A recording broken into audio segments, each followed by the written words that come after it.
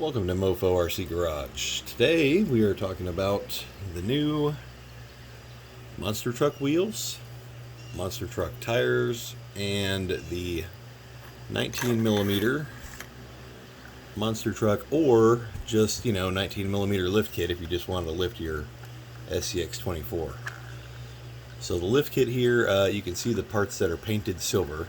Those are not metal, they are painted silver. They are black ABS plastic when they come from me, and they can be sanded, they can be painted, or you could just install them as they come. This kit will obviously go awesome with these giant tires that I've got here and the beadlocks for them, or you can use them with other tires like these. These are the RC four-wheel drive mudslingers, and these are actually on my other wheel design, my other beadlock. These beadlocks are the 1.0. These are my 22 bolt design 1.0 beadlocks, and they are very similar to the ones I'm showing you today for the monster truck. The monster trucks are pretty much the same design. They're a 22 bolt design as well. Main difference being the monster truck wheels are gigantic and the other ones are 1.0 or 1 inch. So here is the mostly assembled wheel and tire here. You can see the hub, the inner hub here that goes onto your Axial X. There are 6 holes there you can see daylight through because I have not installed those 6 screws yet on this one. So what you would do to basically put these wheels together, you've got 5 pieces here. You've got your main hub, which you can see there's those 6 holes through there again. You can kind of see daylight through there. It is a tapered hub. It has a ring here that may or may not come on the finished product. I made that large ring here to help center this other hub, but I had to make this other hub so stinking big that this really doesn't do much. Or maybe I'll make that ring bigger, I don't know. Here's your rear hub. Here is your rear locking ring and front locking ring, and the inside locking ring for the tire. It is tapered on the inside here. These parts here are tapered, and the whole thing is basically shaped like a cone, as you can see. All basically due to the design of these tires. The design of these tires have a larger hole on the back side than they do on the front side. These are directional tires. They will come a package of 4. You can buy them yourself. Most hobby retailers, I think, might carry these. The brand is AMT or Revel. Let me show you. This is the label that comes with those tires here, and they are called 1/25th scale monster truck tires. It's like round2models.com might be their website. These are I guess specifically made more for like these little kits like this, the little 1/25th scale model kits. I think this is an AMT brand as well. Let me see if I can get that in the picture here. Oh, there it is over here. AMT. So the tires themselves are actually really good. They're fairly soft rubber. They're not like RC four-wheel drive tires. They're not super squishy and soft. These would not really make very good crawling tires. But they would make a pretty good monster truck tire. I'm going to go out on a limb and say probably the best monster truck tire you can find right now for 25th scale use, or 24th scale use, such as what we're doing with the scx24s. And I'll also go out on a limb and toot my own horn and say this is probably going to be the best wheel design for these as well, or maybe one of the only wheel designs commercially available. Probably the only wheel design commercially available for these specific tires. I'm sure there's other guys that 3D print the wheels for some tires.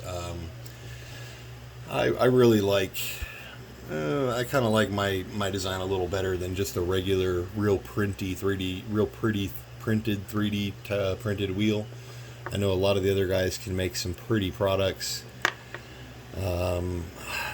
Mine are just basically designed for strength. I don't really try to make things super pretty. I could slow everything down and I could make them prettier, but it would take too much time and I wouldn't be able to produce nearly as much as I do. I just go for strength and leave the pretty part up to you. This is ABS plastic, so it can be sanded, it can be painted, just like the frame here that you were showing earlier. It can be sanded and painted. You can sand it as smooth as you want. I would just say obviously don't sand too much off of it. You don't want to, I don't know, ruin it. But it'd be pretty hard to ruin. But these outer rings have a pretty rough finish on the outside. You could, if you wanted, the other thing you could do is you could flip them backwards like that, and you can install them this way on the shiny side. If you don't like the kind of textured look like this, you could flip them the other way.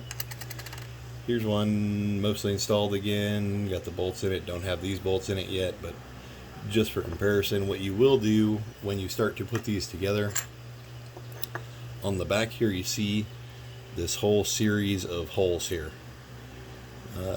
4 of those holes will line up very closely to making like a pyramid almost, right? There it looks like. Let me see if I can get that in there. Okay, these 4 holes towards the bottom here line up real close to making almost like a pyramid. Right there, if you can see that. What you'll do first is you'll take the inner hub and the main hub and you'll look for those 2 pyramid design style holes there. Here's another 4 right here that line up real close to each other.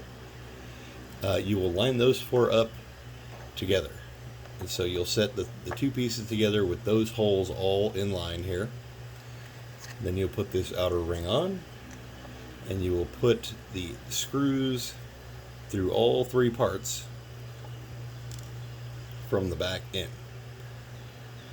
Once you get all of those screws through, and again, like I said, make sure those holes are all lined up first. Otherwise, if you get one, you could put 1 screw in here, and if you can't get the other screws to line up, take the screw out and check to make sure all of your holes are lined up again, because if you don't have them lined up, you're not going to be able to get this together. Once you get all 8 of these screws in from the back forward, then you can flip this inside here, and there will be 6 screws lining up inside there that you probably can't see on camera, but those 6 holes I was showing you earlier will go through, again, through this main hub into the rear hub. And you get a real nice 14 bolts basically holding these 2 hubs together. So it makes it like this one whole piece is just one whole piece and not 3 pieces. Once you have your rear hub installed, or not installed, but all put together, you can kind of push to the side. This ring is going to go inside this tire. Now obviously you can see that's a pretty tight fit in there, but what you will need to do is kind of pry it here. I'll try to do this on camera. My big fat hands will probably be in the way. You'll kind of pry it a little until you get that ring inside the tire, like that. And then you can kind of line it up in there. It will be very close to being perfectly lined up already, but it will have a little bit of movement. As you can see, it kind of falls around in there.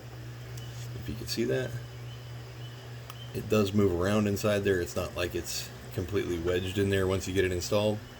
When you have that in, then you can install this whole rear section into that whole part there, into the in part of the wheel. Obviously if this was screwed together, this would be a little cooler looking, but I'm not going to try to spend 10 minutes doing that on camera here. Then you'll go through on the outside here in the front, and you will screw this part on, and it will make one solid locked wheel and tire like this. If you have any other questions or anything about this, feel free to send me a private message. I am on Facebook at Mofo Rc. That would probably be one of the easiest places to contact me. You can also contact me through the website www.moforc.com. If you email me through there, I may or may not catch it right away. I will eventually catch the email, but like I said, best, easiest place is probably just going to be through Facebook to message me. And here's a little profile difference. These wheels have almost, I don't know if you'd call it a zero offset. Pretty much when the wheel is installed, where the hub is here, and everything goes forward from there. So this is all stock. This whole rig is stock minus the suspension kit that I put on it, the suspension lift kit. The suspension lift kit does keep stock geometry for all your links. So you don't have, if you've seen some of the guys with real big lifts on their trucks, and the transmission's still up here where it normally is, but their lift is kind of like this one, and your links just point straight down.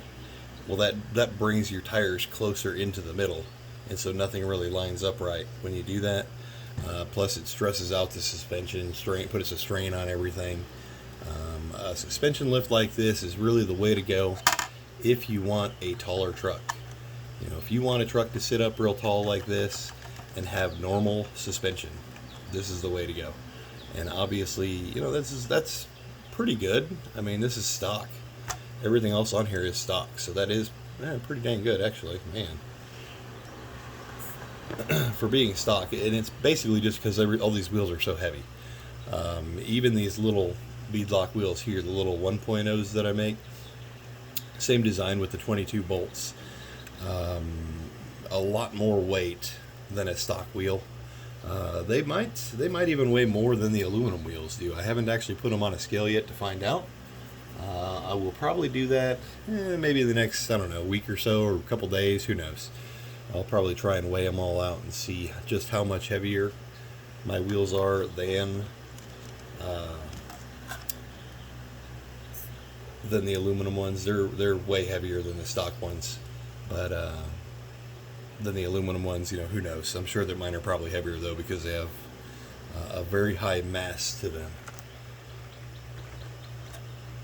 Well, I appreciate you watching, and as I said, if you have any questions or anything, you can also comment on the bottom of this, and I will attempt to try to read them as fast as I can. I mean, at the moment, I am a one-man operation, so please bear with me when you order something. I will usually let you know if it's something I don't have, or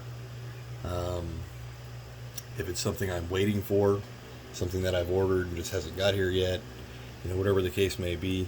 I will let you know. If I do miss you, I am sorry. Try to contact me again. Thank you for watching, and enjoy your day.